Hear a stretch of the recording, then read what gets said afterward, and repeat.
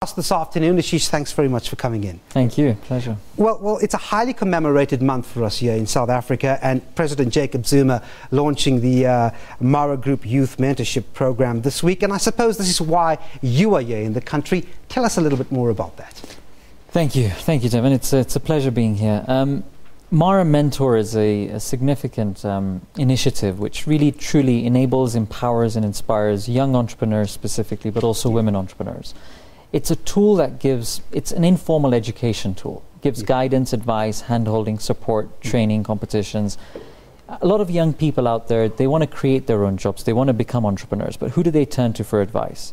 They can't turn to, their parents are either civil servants or farmers. The education system doesn't provide entrepreneurship education as such. They can't just walk up to somebody on the street, and therefore Mara Mentor is an application which is free to download, free to use, available on all mobile app stores. And basically that's what we're launching tomorrow for the Youth Day initiative with the President. Those are perennial issues, aren't they? Access to capital, scaling up your business, and really looking for mentorship. Is there a formula in place? How does it work to actually beat those odds? It's a very good question. I think it's not a one answer problem, right? I think it's an ecosystem that we need to create. And an ecosystem means, I think the first part is the informal education, which is mentorship. Yep. The second part is access to capital, as you rightly touched on. It's the access to equity, but it's also the access to debt. Getting banks to actually lend to small businesses is a very crucial element. And then the third is obviously a policy-driven thing. How do we encourage more businesses from the informal sector to become a part of the formal sector? So I think you need to look at this as an ecosystem. And through mentorship, we address one.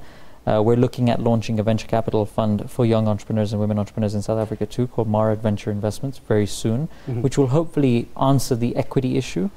And then debt and the public policy side are things that need to be worked on over time as well. Yep. That's the intellectual part of it. But when you have people looking at you, you leave school at the age of 15, you get into the computer business, and you enable your mind to pursue a particular goal and strategy. Were you taken seriously at a young age? Not at all. I mean, that's why I had to start shaving earlier than I wanted to. I think, no, look, being 15, starting with very little capital, no ability to network, it is challenging. Yeah. And I've been through that on our continent, and therefore it's such a big passion for us at Mara that the Mara Foundation does need to truly enable, empower and inspire. It is not easy, right? And it is a journey, it's not a destination. And therefore, how do we truly enable our young people? And going through that learning and experience, it is a big issue. So giving them the platform, giving them that recognition, giving them the tools that they require to succeed. They have the passion, they have the drive, they want to make it happen, but they don't have the tools to enable them. And I think that's a big missing piece which we want to hopefully fill. And then there's the why factor while talking about that, is looking ahead, and you just look at Mara Group and you realize the sheer size of growth that this has molded into from such a small beginning. How did it get this big? Look, I mean,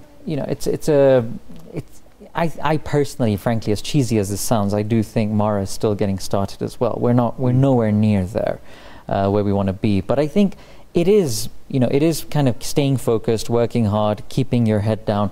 We've had multiple challenges. There's been so many challenges that we've been through. And my particular journey for the last 18 and a half years that I've been active in the group, it has been very tough. There's been a lot of challenges. You keep on getting knocked down, but you've got to get up, you've got to dust yourself off, you've got to get back to it.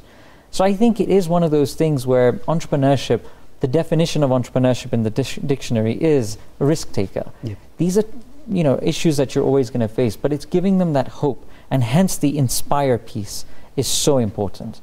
But it shouldn't be mistaken that it's an easy thing. It can easily be done.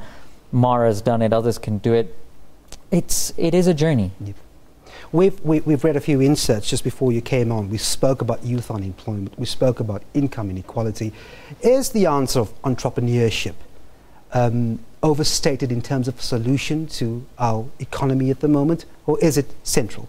I think it's understated generally on the continent. Yep. And the reason I say that is because so many governments on our continent have been very focused on foreign direct investment as the answer to unemployment, yet it's not. That is not the answer to unemployment. There's so much automation in place in so many different industries now that doesn't create job creation. when you think about large projects, FDI, that is not the answer. It's enabling, empowering, and inspiring. It's nurturing these small and medium enterprises.